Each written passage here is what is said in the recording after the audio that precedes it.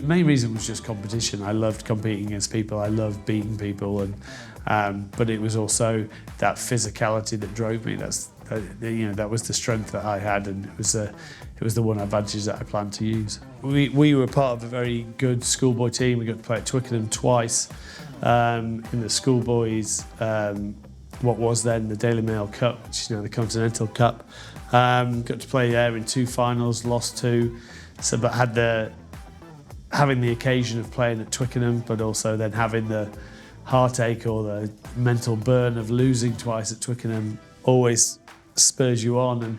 And next time I played there was with England under 18s, and then I think those sort of memories always kick everything on.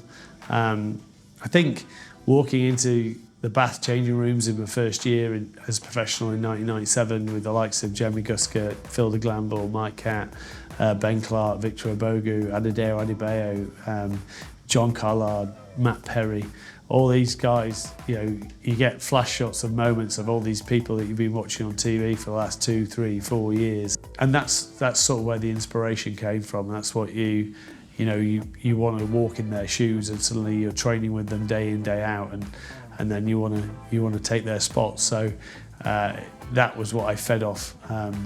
Some people always said you can't do it, and I always used that to fuel me to prove a point that you could. I don't think you win anything if you're not passionate about it. I don't think anyone's a good enough player, no matter how talented, to not care.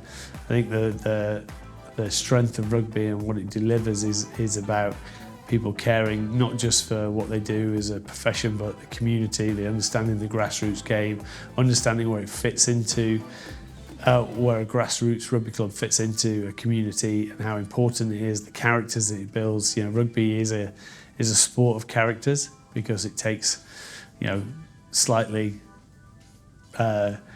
interesting folk to play it. You've got to want to throw your body in the way of a lot of big men and have the risk of getting hurt quite often. It takes a special mindset to do that, and that creates special and interesting people off it.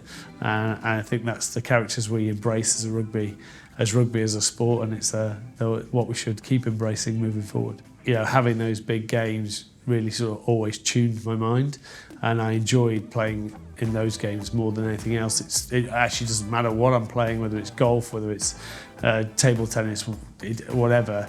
If it's that will to win and the pressure, it's the match point or whatever, then it's to win a game of golf. That's where I really focus my mind, and so I live for those occasions. That's it's what separates the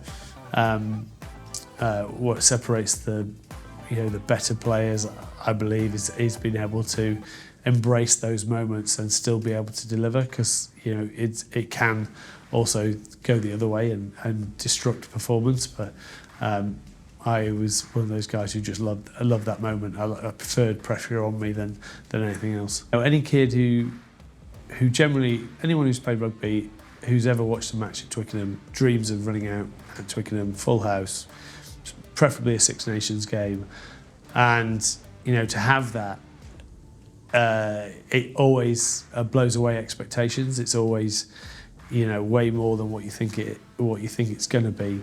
And I still, mine was 2000 against Ireland, first game of the Six Nations, and I still vividly remember the run out, standing on and doing the anthems.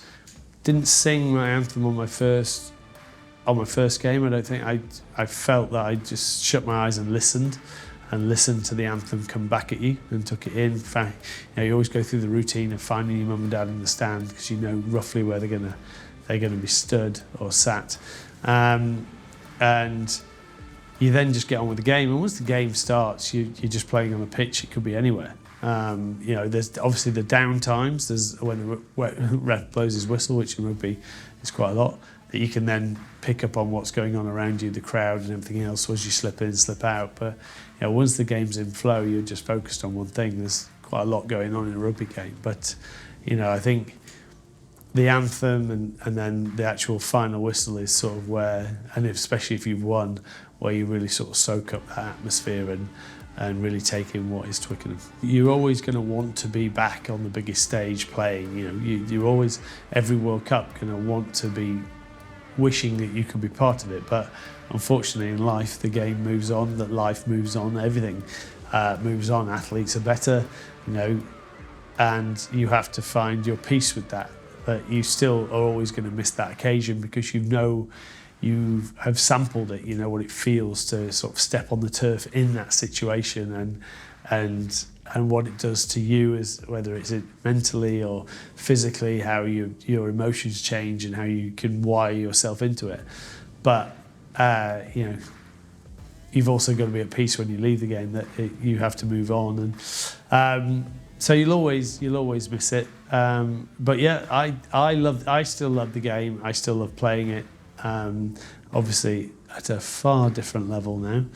I'm a 45-year-old old man basically running around now. So, but where I get my enjoyment now is helping people on the field see opportunities, or putting another, you know, a younger player through a hole, or even getting stepped or beaten for pace by a young whippersnapper is joy to me, because if it means that they go tell a story and they're more interested in playing rugby for longer, then I get as much enjoyment out of that than I did when I was playing. So, you know, that's what rugby's about. You know, you start at grassroots level and you should finish at a grassroots level.